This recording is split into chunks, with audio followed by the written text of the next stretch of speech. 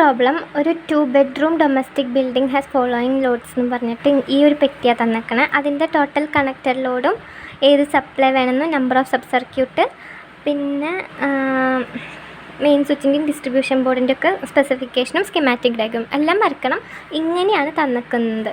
അപ്പോൾ ബെഡ്റൂമിന് 20 വാട്ടുള്ള CFL 2 വേണം. ഇങ്ങനെ ഡീറ്റെയിൽസൊക്കെ എഴുതിയിട്ടുണ്ടല്ലോ. അപ്പോൾ അത് വെച്ചിട്ട് നമുക്ക് വേറൊരു പെട്ടി ആദ്യം വരച്ച് വയ്ക്കാം.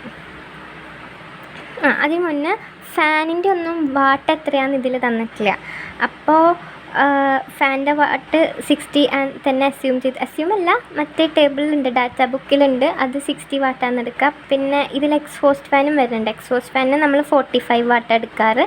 അത് ആ ടേബിളിലില്ല. നോർമലി 45 എടുക്കാറ്. ചിലയിടത്ത് 15 എടുക്കുന്നുണ്ട്, പക്ഷെ ഇവിടെ 45 എടുത്തു.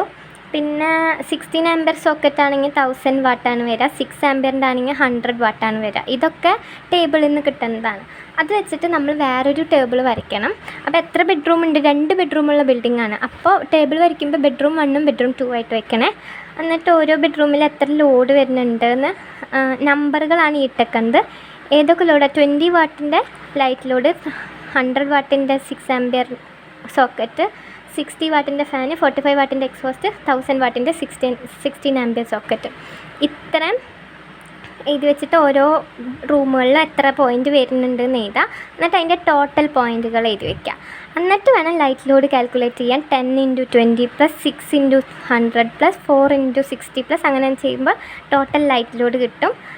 പിന്നെ ടോട്ടൽ ലൈറ്റ് പോയിൻ്റ് വരുന്നത് ഇതുകൾ പ്ലസ് ചെയ്യുമ്പോൾ കിട്ടുന്ന പോയിൻ്റാണ്. അപ്പോൾ 22 പോയിൻ്റ് എന്ന് കിട്ടും. അതേപോലെ തന്നെ ടോട്ടൽ പവർ ലോഡ് കാണണമെങ്കിൽ 1000 × 6 ചെയ്യുമ്പോൾ 6000 കിട്ടി. മൊത്തം 6 ആണ് വരുന്നത്. അപ്പോൾ 6 പോയിൻ്റ് ഉണ്ടെന്ന് പറഞ്ഞാൽ അപ്പോൾ ടോട്ടൽ ലോഡ് ഇതും കൂടെ പ്ലസ് ചെയ്യുമ്പോൾ 7130 എന്ന് കിട്ടും. അത് 5 കിലോ വാട്ടിനേക്കാളും കൂടുതലായതുകൊണ്ട് നമ്മൾ 3 ഫേസ് ചൂസ് ചെയ്തു. പിന്നെ ചില ക്വസ്റ്റ്യനിൽ മാക്സിമം ഡിമാൻഡ് കാണാൻ പറയും. മാക്സിമം ഡിമാൻഡ് കാണാനുള്ള equation connected load into demand ഫാക്ടറാണ്. ഡിമാൻഡ് ഫാക്ടർ നോർമലി 2.5 ആണ് നമ്മൾ എടുക്കാറ്. അപ്പോൾ ഈ ടോട്ടൽ കണക്റ്റഡ് ലോഡില്ലേ 7130 × 2.5 ചെയ്ത ഒരു വാട്ട് കിട്ടും. ഇനിയിപ്പോൾ കിലോ വാട്ടിലാണെന്നുണ്ടെങ്കിൽ അതിനെ കിലോ വാട്ടിൽ ഡിമാൻഡ് കാണാൻ പറയാം. അപ്പോൾ കിലോ വാട്ടിലാക്കിയിട്ടാൽ മതി.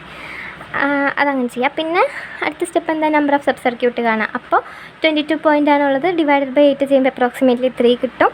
പവറിനാണെങ്കിൽ 6 പോയിൻ്റ് ആണുള്ളത്. ഡിവൈഡഡ് ബൈ 2 ചെയ്യുമ്പോൾ 3 പോയിൻ്റ് കിട്ടും. അപ്പോൾ ടോട്ടൽ 6 സബ് സർക്യൂട്ടിൻ്റെ ആവശ്യമുണ്ട്. 3 ഫേസ് ആണ് സപ്ലൈ. ഇനി ഡിസ്ട്രിബ്യൂഷൻ ബോർഡ് കാണുമ്പോൾ ആദ്യം ടോട്ടൽ കറണ്ട് കാണാം, ലൈറ്റ് കറണ്ട് കാണാം. അവിടെ ചെയ്ത പോലെ തന്നെ. അപ്പോൾ ഡിസ്ട്രിബ്യൂഷൻ ബോർഡിൻ്റെ ഇത് എഴുതുമ്പോൾ നമുക്ക് ടോട്ടൽ 6 സബ് സർക്യൂട്ട് വേണം. 3 ഫേസ് ആണ് സപ്ലൈ. 3 ഫേസിലായാലും സിംഗിൾ ഫേസിലായാലും വേഗം സ്റ്റാർട്ട് 4, 6 അങ്ങനെയാണ്. അപ്പോൾ മിനിമം 4 എടുക്കാൻ പറ്റുള്ളൂ. 4 × 3 ചെയ്യുമ്പോൾ മൊത്തം 12 സബ് സർക്യൂട്ട് 12 സാധനങ്ങൾ വരും. അതിൽ 6 തന്നെ നമുക്ക് ആവശ്യമുള്ളൂ. അപ്പോൾ എഴുതി വയ്ക്കാൻ 4-way TPIC സ്വിച്ചാണ്. TPN 4-way TPN TPIC distribution ബോർഡാണ് യൂസ് ചെയ്യണത്. അപ്പോൾ മൊത്തം 12 സബ് സർക്യൂട്ട്സ് അവൈലബിൾ ആണ്. അതിൽ 6 നമുക്ക് യൂസ് ചെയ്യാം. ബാക്കി 6 സ്പെയർ ആയിട്ട് വെക്കാമെന്ന് ഇവിടെ എഴുതി വെക്കണം. പിന്നെ ടോട്ടൽ കറണ്ട് കിട്ടിയത് 9.9 ആംപിയർ, അപ്രോക്സിമേറ്റ്ലി 10 ആംപിയർ ആണ്. അപ്പോൾ അതിനേക്കാളും കൂടുതലായിട്ടുള്ളത് എടുക്കണം. 10ന് തൊട്ട് മേലെ നിൽക്കുന്നത് 16 ആംപിയർ. 16 എടുക്കാം. എത്രത്തോളം കൂടുതൽ എടുക്കണോ അത്രയും നല്ലത്. 16 എടുക്കാം, 32 എടുക്കാം, എത്ര വേണമെങ്കിലും എടുക്കാം. പിന്നെ സ്പെസിഫിക്കേഷൻ ഓഫ് മെയിൻ സ്വിച്ച് എഴുതുമ്പോൾ ഇതേ കാര്യങ്ങളൊക്കെ തന്നെ എഴുതാം. ഉള്ളിൽ വരുന്ന ഫ്യൂസ് ഇതേതാണോ എടുത്തത് അതന്നെ എഴുതുക. SFU യൂണിറ്റ് ഇതിനേക്കാളും തൊട്ട് മേലെയുള്ളത് എടുക്കുക. അപ്പോൾ ഓക്കെ, ഇവിടെ 10 അല്ലേ അപ്രോക്സിമേറ്റ്ലി കിട്ടുക. അപ്പോൾ ഇവിടെ 16 എടുത്തെങ്കിൽ 16 ആംപിയറിൻ്റെ ഫ്യൂസ് നമുക്കെടുക്കാം. SFU യൂണിറ്റ് വരുമ്പോൾ അപ്പോൾ 32 അല്ലെങ്കിൽ 25 ആംപിയറിൻ്റെ എങ്ങാനും SFU യൂണിറ്റ് യൂസ് ചെയ്യണം. അങ്ങനെ മെയിൻ സ്വിച്ചിൻ്റെ ഇത് എഴുതി. പിന്നെ RCBയുടെ ഒക്കെ ഇത് വെച്ചിട്ട് തന്നെ നോർമലി അത് ഇതിൽ എഴുതിയിട്ടില്ല. നോർമലി എഴുതണ പോലെ എഴുതാം. പിന്നെ വരയ്ക്കുമ്പോൾ സപ്ലൈ എന്ന് വരുന്നത് എനർജി മീറ്ററിലേക്ക് കയറി പിന്നെ അത് കട്ടൗട്ട് ഫ്യൂസ് വഴി ഒരു SFU യൂണിറ്റിലേക്ക് കയറി അതിൻ്റെ റേറ്റിംഗ് ഒക്കെ ഇവിടെ എഴുതി വയ്ക്കുക. അടുത്തത് ഒരു ഡിസ്ട്രിബ്യൂഷൻ ബോർഡിലേക്കാണ് കയറുന്നത്. അപ്പോൾ ഡിസ്ട്രിബ്യൂഷൻ ബോർഡിൻ്റെ കാര്യങ്ങൾ ഇവിടെ എഴുതി വയ്ക്കുക. എന്നിട്ട് ആ ഡിസ്ട്രിബ്യൂഷൻ ബോർഡിൻ്റെ ഉള്ളിൽ ആദ്യം RCBOയിലേക്കാണ് കയറുന്നത്. RCBOൻ്റെ നമ്മൾ ഇൻകമിങ് എഴുതി വയ്ക്കുമല്ലോ, 30 മില്ലി ആംപിയറിൻ്റെ സെൻസിറ്റിവിറ്റി ഇത്ര പോളെന്നൊക്കെ, അതിവിടെ എഴുതി വയ്ക്കുക. പിന്നെ 3 ഫേസ് ആണ് 4 വേ ആണ് നമ്മൾ TPN എടുത്തേക്കണേ. അപ്പോൾ 3 പോൾ വരും, ഓരോ പോളിലും 4 എണ്ണം വരും.